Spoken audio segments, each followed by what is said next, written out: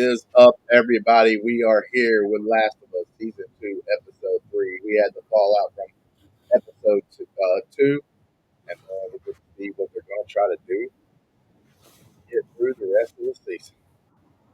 You know what I'm saying? Matt, Yep. Matt Big Dog, we got this episode right here. What did you think about Episode 3, the episode after the big climactic Episode 2?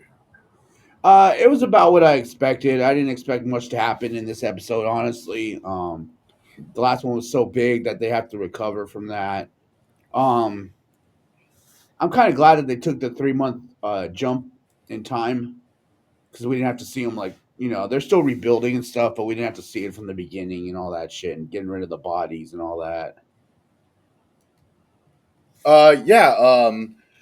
Listen, I'm going to say this, and I'll probably be saying this about Andor as well. Another thing that we covering, and it just happens to be going on at the same time. Both of these shows look amazing, straight up, 100%. They look just fabulous. Like that's the biggest thing that I can say about any of it is that how good the actual sets, the areas that they filmed and everything. It's Yeah. just amazing. There's shots in the episode right here that are just plain out beautiful.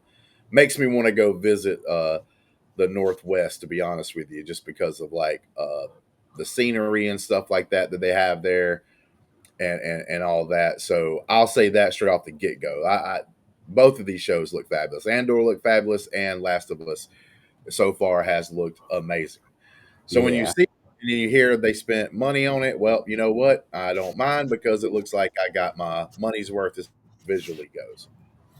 Mm, Yeah, overall thoughts of the episode. I'm like you. You obviously have the big episode. I'm afraid we talked about this in the Discord that like people can't uh like compartmentalize this. I don't think. I do think there's going to be some drop off, maybe in viewership, stuff like that. That I think people will probably give episode 3 like a shot or whatever. But when you come off an episode like that, a lot of people is going to be like, "Oh man, this episode was boring," just because of the fact that like you came off an episode like you did with episode 2. But that's the thing. Whenever you do something as big as they did in episode 2, that like you gotta be able to realize like not every episode's gonna be that. You know what I'm saying?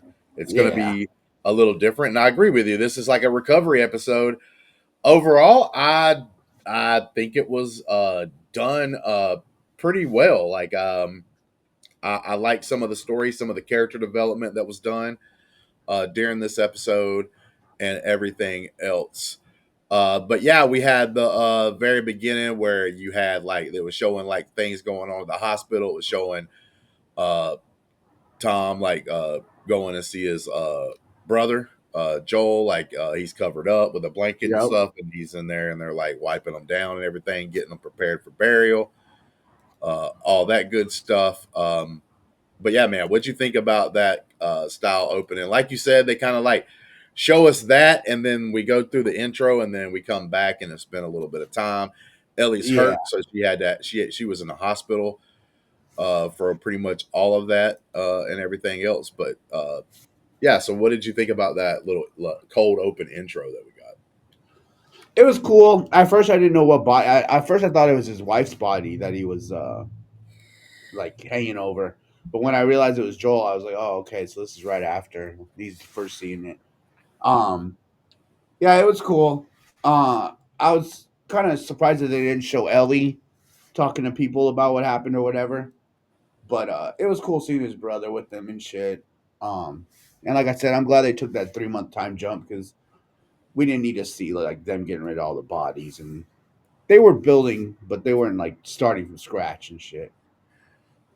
Well, then we jump into the scene where Ellie's like actually being able to recover and stuff in the hospital after her injuries. Doctors, you know, overseeing her a little bit, and then says she's got to meet one person. She ends up having to meet with a psychiatrist. um, I'll say this: they're going to have some difficulty here, and when I say that is this: Ellie's got to now take over the show. Abby's going to be another big part of the show. We didn't get a lot of her, if any at all, of her in this episode, which I thought we possibly would get a little bit from her. But we really didn't get nothing from their party at all. So we didn't get any character development in that issue. We were still in the town of Jackson. So Ellie's going to have to be the prime focus of a lot of the show now. Can this actress step in and become that focal point 100%? Now, first couple episodes, I agree with some people's complaints. Ellie comes across as somebody that you don't even really care for or like in a lot of cases. The way all that in certain cases and all that. You can still see some of that in this episode, especially at this front part where she's talking to the doctor and talking to the psychiatrist. Man, like, what do you think overall about you know, Ellie and having to take over most of the show, and definitely like in this scene right here where she was with doctors and stuff. Matt. Oh, we lost Matt. Sorry about that. I'll ask him whenever he comes back, but I'll go ahead and progress it. We do see Ellie. Is he back? He's back. Hello, Matt. Matt. All right. So we got issues with Matt. Sorry about that. That's what happens whenever you're recording things, I guess. But we do go with Ellie. She goes over back to the house and everything else, and she actually walks into the house and not goes into her garage area, and she's like looking at things. She sees Joel's watch that is broken.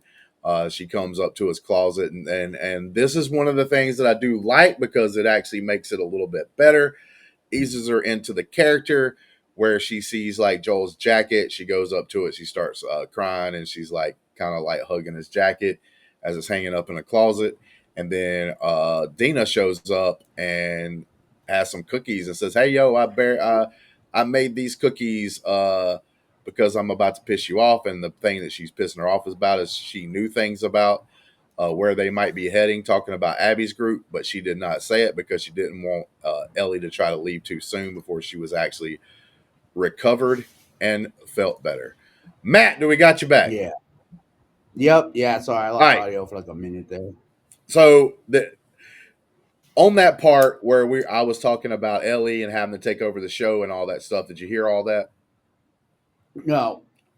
All right. So Ellie's having to take over the show. She's in the hospital, and she's still Yeah. being that episode 1, episode 2 Ellie, where I actually do agree with some of the criticisms about the character being kind of like an asshole and just a spoiled brat kind of like situation where it's almost like she's not as likable as what you would wish she was going to be. What do you think about that? She was kind of that with the both the psychiatrist and the doctor still being that Ellie from episode 2, even episode 1. What do you feel about that? Do you think Ellie's character is going to be able to dominate and take control of the series? Not by herself for sure because she's way too reckless. But I thought, I mean, she was acting kind of bratty, but I thought it was deserved kind of because she had lost Joel and she'd been locked up there for 3 months and shit. Like, I don't want to get out too. Um, but yeah, no, I didn't think she was out of place or anything. The way she was acting. So in that moment, I was like, "Oh my god, we're getting the same kind of Ellie and everything else." Where like she's not gonna. I was like getting a little more worried because I'm like, man, how are you going to be able to hang on to the audience? Like if you have this brat character that some people just are not feeling and digging right now, and you really can't root for her. But then you see her go to the house and she's walking around the house. She didn't go to her garage first. She went over there to the house where Joel was sleeping and everything. Yeah. Goes into his bedroom and finds his watch and then like all the stuff with the coat. I think that like opened her up a little bit. She's showing tears, she's showing emotion and everything else. Like I actually think that part of the character, like right after that in the show, kind of makes her more likable, and at least at that moment, and everything else. And then we have her go and talk to Joel's brother, and she's still got that little bit of a fight to her. She needs to let that go a little bit. And all that, and he even has to put her straight, like, listen, don't talk to me like I don't know that's my brother. Yeah. Like I get that And you and him took a journey together that lasted for a pretty good while, and y'all got close. But that's my fucking brother, bro. I knew him before all this shit happened, like And he years also ago. told her, Joel would come after me if I was alive. You know what I mean? Like if he Yeah. knew I was dead, who knows? Like, Oh no. Yeah, totally, 100%. Like I actually kind of like that thing because he kind of stepped up and put her in her place a little bit. And she didn't fight it with him afterwards. That would make her super yeah, unlikable if she kept going. She understood what he was saying. She also understood, like, yo, he is right. That's his brother. He's known him for way longer than I ever would, right? Like, even if yeah, Joel wasn't dead, like that's their relationship and stuff like that, and all that. So, but yeah, I thought that was like a pretty damn good scene. Then we get a scene kind of out of nowhere where we got these cats as are walking through the forest here. They look like some kind of hmm nomadic group that kind of got together. They were talking about prophecy or a prophet or whatever, and you got the little and they all girl. scarred their face too. Do you notice that they all have Yep, that same? all their faces were scarred and everything else, and it was like this man. I guess he was talking to his daughter because we don't really know, and trying to teach her the ways and all this stuff. There was a little interesting interaction, kind of a mystery going on, like what's going on with this group. They get an okay signal from a whistle a little bit earlier, and then as they're walking, they get a whistle that's like a warning whistle, like shit's about to go down. They all hide. Uh, what did you think about this group? And what do you think? If you had to try to predict, what do you think? Actually, probably, like, what are they about? Yeah, I don't know honestly. Because yeah, like we saw them, and then the next time we saw them, they were all dead. But the way that the father and the daughter's bodies were laying there, like it looked like someone laid them there like that. You know what I mean? Their bodies wouldn't have landed like holding hands and shit, and she's still holding the hammer. And so I don't know what happened there. I was pretty Yeah, I know a intrigued, I couple little guess. things because I know the story of the game. I didn't play the game all the way through, but I do know the story and like looked into it and all this kind of stuff a long time ago before I even knew the show, like season one was even going to get made.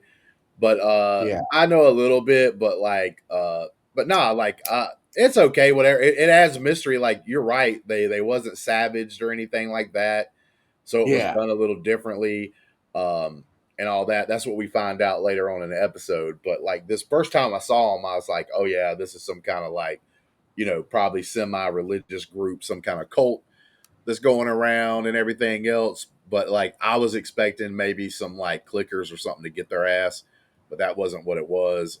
We end up yeah, finding out later in the episode, like you said, they're killed. We don't know who killed them. We do find out later in the episode that they do die. Then we get Ellie. She's like training, and everything else, and Jesse's there with her, and he's like not too bad for being out of action for a couple months, and she's like then he's like, yeah, what did you do? And she was telling him how she was doing like push-ups and sit-ups and stuff like when the doctors wasn't around and yeah, everything else to kind of to try to like make the process better and all that. I thought that was actually kind of cool. One thing on here though, and this is one of those Ellie moments, it's like, bro, you gotta stop if she's gonna be like the or gonna be seen as possibly the hero here. But this is another moment where it looks like maybe she's changing from episode one and episode two a little bit here. So maybe we're seeing some growth. So I'm cool with seeing this play out. And I actually like that. It seems like they're putting some time into it because he tells her like, "Hey, you need to write down stuff what you're going to say," because she's trying to make sure that she's got his vote for her to be able to get this group of people together to go hunt down the people that killed Joel. He's like, I can't discuss votes before the vote. And he just gives her the advice of like writing down like what she wants to say and everything. And she's like, wow, because you think I'm stupid. And that was that moment I'm like, God damn, man, he's just trying to help her out, dude. Why yeah. why you gotta be like that, Ellie? But and like I love this line. It's like, no, it's not because I think you're stupid. It's because you're angry and people's not gonna vote for angry. hmm And like he shuts the door. Now the difference is we go into the scene where they actually got the council together and everything to get together and talk this over and do a vote on whether or not to send people. And we find out that she did actually write down what she wanted to say, and it was actually a Yeah, decent speech. It was a good speech. that I thought, and I love the fact that the episode did this, but I thought like, oh shit, she won him over, and it gives you that feeling. But it's one of those things, they end up doing the votes, and it turns out they do not vote to send anybody because a Hmm. lot of people aren't wanting to deal with this revenge and everything else. We had a couple of people that talked about like not wanting to do it. Then we had the guy who said the dirty word, and the end of the first episode. He made them steak sandwiches, but he don't just do that. He's there. He's been injured because of the City Jackson being overtaken. He got injured during that fight, but he's still able to get around. He's walking with a cane now, but he stands up and says, "This is some bullshit." Basically tells them, "Stop Yep. being pussies. It's time to go Yeah. out there and get somebody because they're going to be laughing at us when they come back. They'll come back and they'll get theirs." And Ellie's pretty looks at him kind of with like, "Oh shit, like this guy's saying the right stuff. I really appreciate it," and everything else. What did you think about this scene, man? What do you think about the council here? Yeah, it was cool. I'm glad someone stood up for Joel other than Ellie. Um, I was, I guess, not surprised, but I was surprised that it was that guy that was doing it. But I'm glad someone stood up for him. I'm not really surprised, and I actually think it's pretty cool. So this guy made a mistake. He said he was drinking, said the wrong thing or whatever. He probably lived in a life that he was religious before now and everything else. And he got to drinking. He said he was drinking and everything, and he said the wrong thing. And I think he legitly is like trying to help Ellie out because he feels bad because like he said something. The one thing I don't like, we can talk about it when we get to it, was the way kind of Ellie interacted. But like in this part, she's like looking at him almost like to a smile. So I don't understand what happens a little bit later that much and everything else. But no, like I said, I really like the buildup of like, damn, she might have just switched the vote. But I love when they throw the curveball and it's like, nah, that was a good speech, but you didn't affect enough Yeah, people to actually win the vote.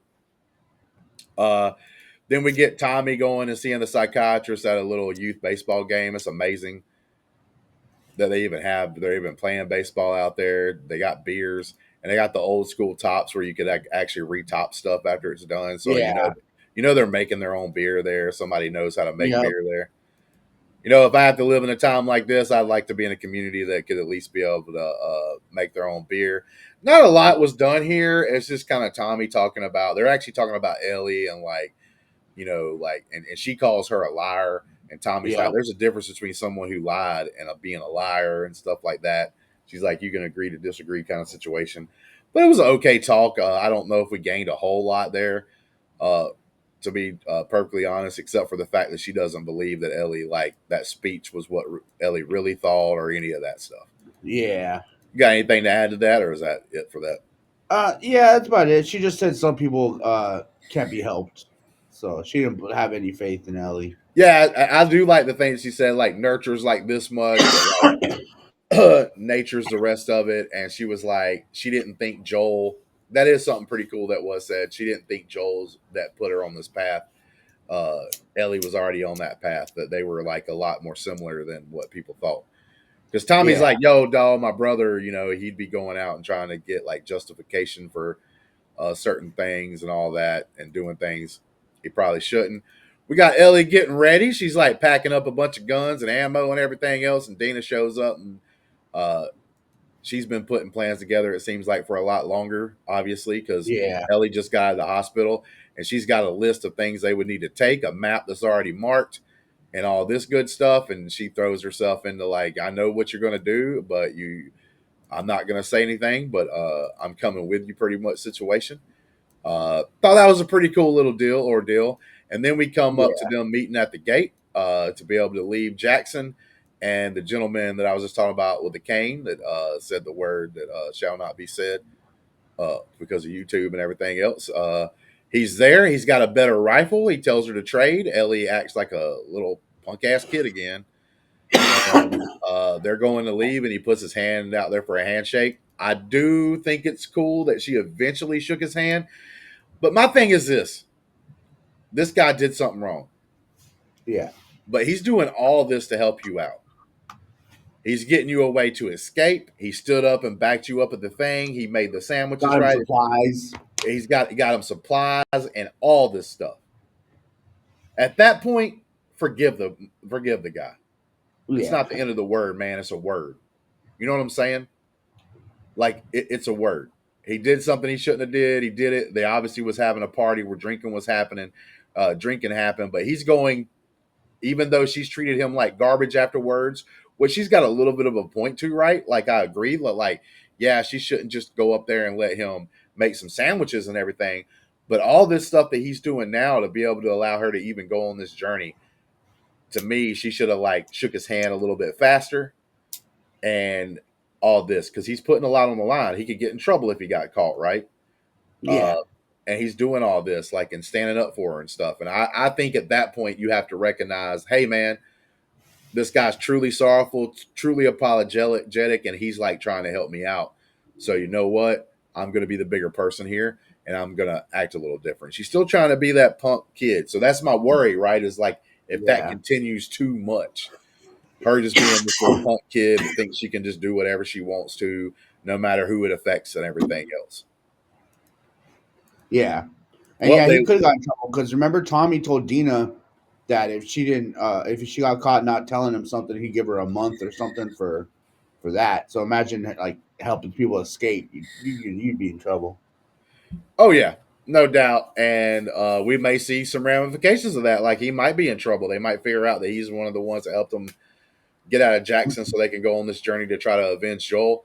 And yeah, I like I said, I need this character. It does seem like some development on her character though, so I am appreciating the fact that she is like, even though she's still being the punk kid, she's actually listening to people a little more at this moment.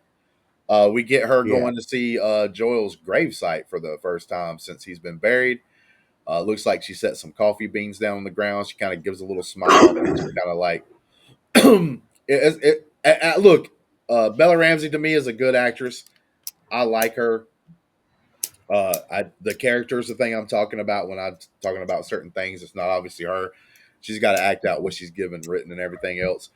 But like, Yeah. I do think she's a good actress, and there's like a good little moment here, and then you can see that like that look of like desperation or whatever, like in sadness as she's like going to get up when she looks at his gravestone one more time. After she was kneeling down and touching the ground, you kind of get that finality, like it's hitting her, like he's really gone, like Yeah. 100%. And I liked how she gave him the coffee beans because he liked coffee, you know. yeah, I love this whole shot right here. Everything. This is what I'm talking about. This is a beautiful shot scene. The way they're out there at the gravestones, the sun's coming up, all this stuff, man. You even get a little bit of a sun flare in the shot, which I know, like, oh, Zack Snyder or whatever it is, loves that crap. Uh, but this is done well. It's beautifully handled, beautifully shot. It looks amazing. Uh, the rolling hill, or actually mountains and shit in the background. This is real mountains. We got hills down here in Alabama, but they got mountains. And they The start their shot that journey. They Yep. camp. Looks like they camp one night, maybe possibly even by a waterfall. Time is passing. They're traveling by the river and all this good stuff. Uh, as they go, they come up to a couple of signs and that kind of mess. And then that is when they're like talking about different stuff, and they end up bumping in. A storm comes in. They end up having some conversation before they go to sleep, talking about the kiss on that New Year's night. Uh, I didn't know where this was going to go, but Yeah. Dina's like, hey, like, what do you rate the kiss and stuff? And I thought maybe, maybe we have some get together here but at one point Dina's like, she's like, I just want to know because I'm straight and you're gay, like I just want to know like what kind of scale you rate on. She tells her a 6, and then they go back and forth about that for a little bit. They talk about Jesse, which is her like actual love interest, and she even says like she went back to Jesse. Yeah.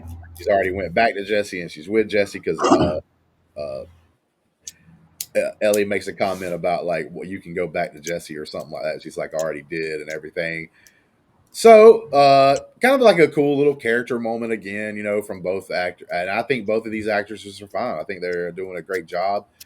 And then they wake up the next morning, they're traveling, and that's when they bump into one guy on the road dead. And then they end up seeing there's like shells and everything else. Obviously, somebody shot him to death, and then like Dina comes back and she's like, "Oh God!" and she like runs past and like starts puking. And then Ellie walks over there to see like a group of dead bodies, and it's like you said, they wasn't like ravaged, but Yeah, I would say I agree with you. They're not like ravaged or anything like that. Uh, that it was mainly they were basically executed. They're yeah, probably told to like stand there and like that's probably why the guy, like you said, is holding the little girl's hand still because they were probably like holding the hands and they just kind of did like a damn old school firing squad thing on them. yeah. I don't know. I don't even know about that because, like I said, they were laid so perfect together that like they look like they had to have positioned them like Do you, that.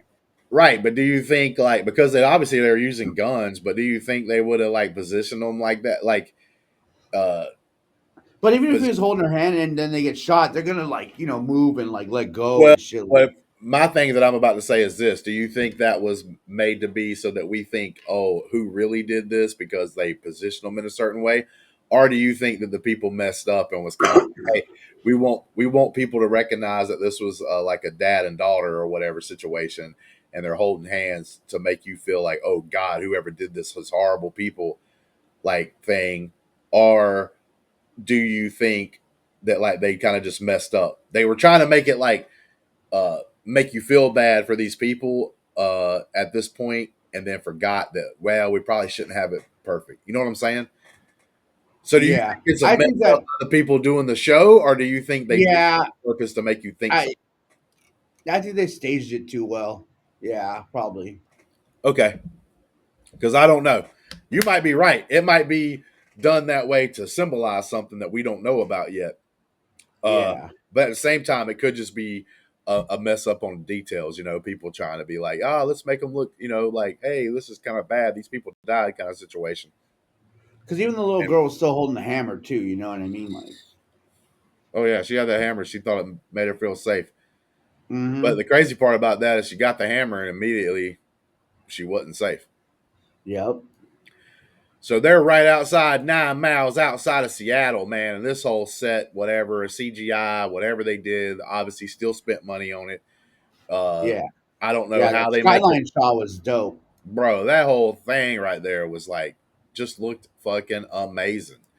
I don't know how they're doing it, if it's all just computer generated or if it's some real life stuff that they use the computer generation to kind of enhance and everything. But you're right, at the skyline, the guy that he's like up there supposed to be overlooking things whenever they go check out. And then we see, bro, these people in Seattle, bro, these wolves, they got like heavy Mm-hmm. armory, like fucking like not like really tanks, but like kind of like troop Well, they had transport one things with tank. big The first guns. thing was a tank. And then they have like just a bunch of people walking behind them, like militaried up, man. All geared up. Now Yep. I don't know what the hell they do. Maybe they just do these patrols all the time to keep the area safe or whatever, and they don't feel like they should only throw like a couple people. They got to throw a lot of people out there. But yeah, I thought that was pretty interesting. Yeah. Yeah. It looks like stuff's gonna go down next episode. Yeah, I don't really know. I think what's going to happen, we're probably going to keep alternator between like the two groups. I think we got Ellie and then we got them to Seattle, so we know that she's on the way for vengeance. And I think pretty sure that we're probably going to get an episode of Abby and her group of people. It's going to be the Yeah. next episode. That's what I have the feeling is going to happen. I don't know. Let us know down in the comments below what y'all guys think. I didn't think it was a bad episode. I do think people's going to it's going to get. I thought it was well acted, well written, and it looked beautiful. It doesn't Mm-hmm. have the action that we got last week, but that's not necessarily a bad thing. I do think some people are going to look at it as like, oh shit, this episode was boring because it wasn't as exciting as last. That's not how shows work. It never has worked. Yeah. And the weird part about this show is the fact that they probably put what should have been a season finale show type of episode in the second episode of a season. Yeah. So it is a weird and different format. I do think people's going to see that as being kind of like different and off kilter or whatever. But we shall see how it goes down from here. But I enjoyed the episode. I'm going to give it like a 7.5 or 8. I'm not going to hate on this. Like I said, the only qualm I've got, and it's not really a qualm for me as much as like I can understand other people and where they're coming from. I'm not feeling like them necessarily, but Abby and Ellie's going to have to take the show over. There's going to be a Pedro Pascal here and there, some in some flashbacks or whatever. We're going to see him again, but he's not the focal point of the show anymore, like he was mainly for the first season and this. And can they do it? Can they keep the audience interested? Because Joel's a fan favorite, not only for show watchers but for the game. And when Yeah. Joel got killed, just like he did in this show, just like he did in the game, it pissed a lot of people off. And we're going to see how that lies. And will people keep watching the show? We'll find that out the weeks to come. You got any last thoughts, Matt? Nah, I'd give it a 7. It was a good episode. Yeah, I saw a preview. Well, not a preview, but I saw a screenshot of a character that's in the next episode. He was on Westworld, so I'm excited to see him in this show. So I'll be watching next week for sure. Hoping it's going. Oh yeah, like I said, I liked and enjoyed this episode. I thought there were good character moments, good character work. What they're trying to build on. We'll see how Ellie progresses because if she for the rest of this season is always going to be the smart ass little like I mean she's supposed to be 19. I keep saying teenager, but at that time you're an adult. Yeah, Got to start acting like one a little bit better. And if they do a super good progression of her character as she becomes like and kind of goes into a more well rounded character instead of being that smart ass like still thinks she's a teenager kind of situation going on, we shall see if her character grows. And I think if they do that, then like the stuff that we're seeing now is going to be even better because it's going to be like, oh yeah, we know her character grows from this moment after Joel's death, yeah. and we'll find out. But thank you guys for watching. You can join the Discord for free. Script is going to be down in the description below. You can join the Ko-Fi. Come and join us there if you want to help support and everything else and do all that and possibly be here breaking some of these new shows down on the post credits like Matt does and other individuals have done as well and joining in the Rewatchers Council where right now they've been covering Buffy for a long freaking time because that show has a lot of damn episodes. But until next time, peace.